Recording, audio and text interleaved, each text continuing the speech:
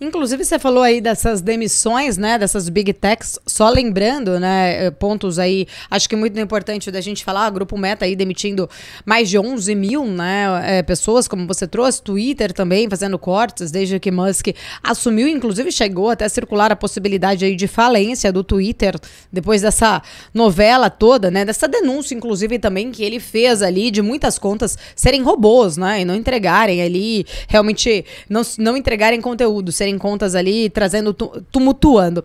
Rujo, eu vou um pouco mais além, né? Eu queria entender um pouquinho em relação ao papel dessas redes sociais, o quanto elas podem estar sendo usadas para realmente trazer conteúdos, vamos dizer assim, não só fake news, mas conteúdos que confundam o eleitor, ou conteúdos, né, propagarem conteúdos que possam manipular de alguma forma, né? Eu vou falar aqui abertamente, porque muita gente me acompanha aqui sabe. Agora, passada a eleição no Brasil, nós estamos de novo com uma nova onda de Covid. A gente vê a China fazendo isso. Quem estuda um pouquinho sabe, né, o quanto a China consegue controlar o seu preço e sua economia, colocando medo nas pessoas, colocando terror nas pessoas. Então, assim, o quanto também essas redes sociais hoje não estão pagando o preço delas terem, durante muito tempo, trazido, né, aberto aí a possibilidade de espalhar medo, de espalhar notícias para tentar mudar aí um pouco a cabeça das pessoas, né, em relação à tomada de decisão na hora de escolher um candidato? Bom, acho que tem várias dimensões aí desse problema, né? Um problema que eu vejo é que, pela própria lógica das redes, aquele conteúdo que é mais agressivo, que é mais polarizado, ele acaba tendo destaque, né? Então, isso acaba gerando uma sociedade que tende à discordância e não uma mínima concordância. E eu acho que isso é um problema difícil de resolver, né? Porque, basicamente, se você já opera aí nas redes sociais há algum tempo, tem uma conta, acho que quase todo mundo tem, você percebe que quando você coloca um post mais assim, polêmico, vamos colocar assim, ele vai dar mais resposta, né? Vai ter mais reações. E, obviamente, que essas empresas vivem de vender atenção. Quanto mais atenção tiver nas redes, mais elas ganham. E, portanto, elas vão querer oferecer para o público aquilo que gera maior atenção. E não necessariamente algo que seja positivo, seja para a própria empresa, para a sociedade ou para a pessoa que está acompanhando, né?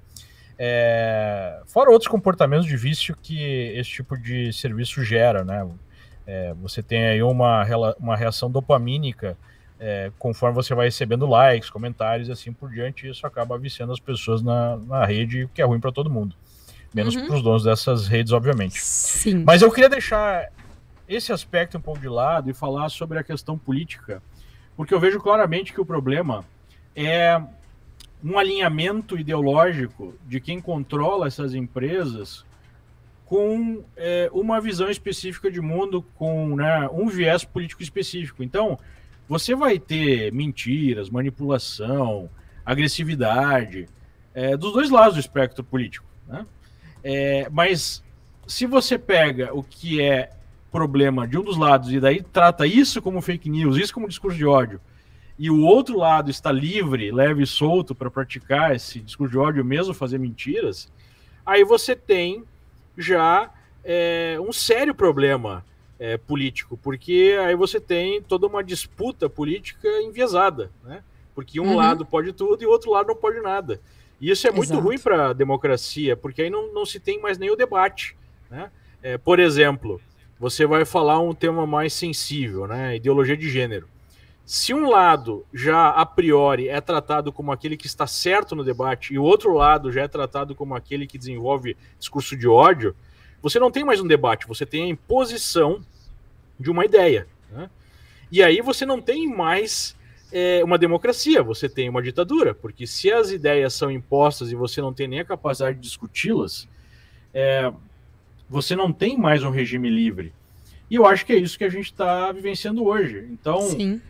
Essas redes sociais que hoje são os gatekeepers, né, são aqueles que controlam o fluxo do discurso público, porque esse poder, em grande monta, a grande imprensa já perdeu. Você tem aí uma junção entre interesse econômico com interesse político que faz um controle social, né?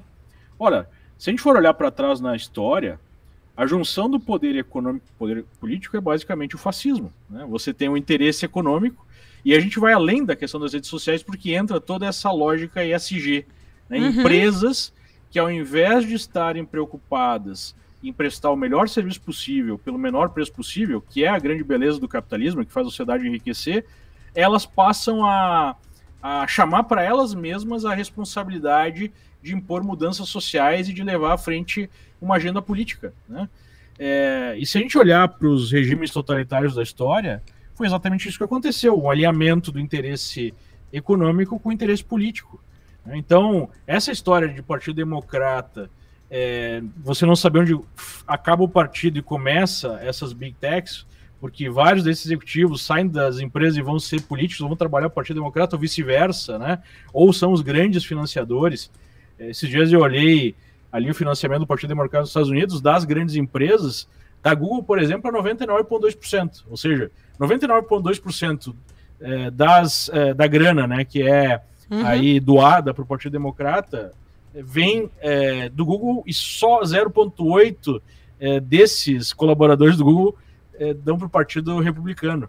E esse é o padrão em todas essas grandes empresas de tecnologia. Então você começa a ter uma restrição à livre expressão e um controle social muito forte, né? Porque não é só a questão da expressão. Tem pessoas perdendo conta bancária aqui nos Estados Unidos porque adotaram um discurso político considerado não aceitável, né?